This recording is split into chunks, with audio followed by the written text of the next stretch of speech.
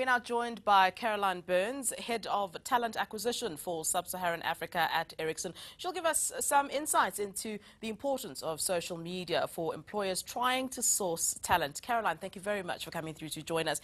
Now, Caroline, do recruiters actually actively use social media to look for talent? Yeah, first of all, thank you so much for having me. Definitely, recruiters do use social media to look for talent. But actually, let me go a step back. Do companies use social media to recruit talent? And I'm sure you've heard about the Internet of Things. That means that your fridge is connected to your car, to your smartphone. And at Ericsson, we talk about the networked society. That means that everything that benefits from being connected is connected.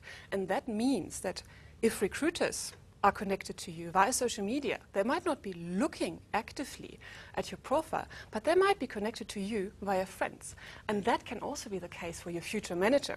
So even if a company is not using social media for recruitment, they might be connected to you anyway, via Facebook, via Twitter.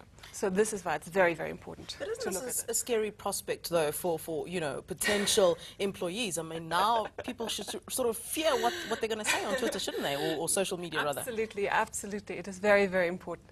So, I mean, there are two ways to look at that, also from a recruitment perspective. There are a lot of companies who actually do look at the dirty laundry. So there was a recent survey in the UK where 55% of the companies said that they have rejected candidates based on what they found on social media. So that could be a picture of someone being drunk, comments they made on Facebook or Twitter. For example, it could be talking about bad-mouthing their last employer, things like that. So this is very, very important. At Ericsson, we don't do that. If we look at candidates, we only look at the professional website, professional pages, so LinkedIn, Twitter, in the sense of professional Twitter profile. Just because we do differentiate between private and professional, and sometimes people, there might be different names around, there might be someone just having a joke, but you just need to remember that companies do that.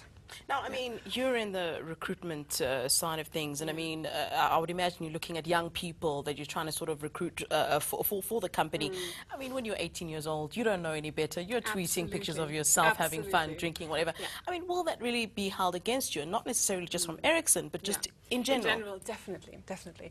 And what I can recommend to anyone who's looking for a job or anyone who's just graduating, have a look at your digital footprint. So just go to Google, put your name in. It sounds very funny, but this way you can see what's actually out there about you. And if you have something that is negative, especially like the first 3 pages, try to either get rid of that or try to add more positive content about you. How do you get rid of it? Well, if it's, for example, a picture of you on Facebook that is on your Facebook profile, just delete it. Or, as I said, if you just create a lot of positive content. So, for example, you have content on Facebook that is talking about your social engagement, or you have content on Facebook that is talking about you as a job seeker. That's great. And if you're lucky, that moves all the bad content to page 3 or 4. And now, this is what you need. Just finally, what is the importance of summers such as Careers Africa? Oh, it's a fantastic opportunity. We have a great challenge in Africa to get talent, to find talent, basically. And Careers in Africa helps companies to attract talent who was born in South Africa, or born in Nigeria or Ghana, who actually went out to the US or to UK to study, come back to Africa. So we don't have to go outside Africa and attract talent there and bring people, foreigners, into Africa, but we can actually attract people to come back into Africa.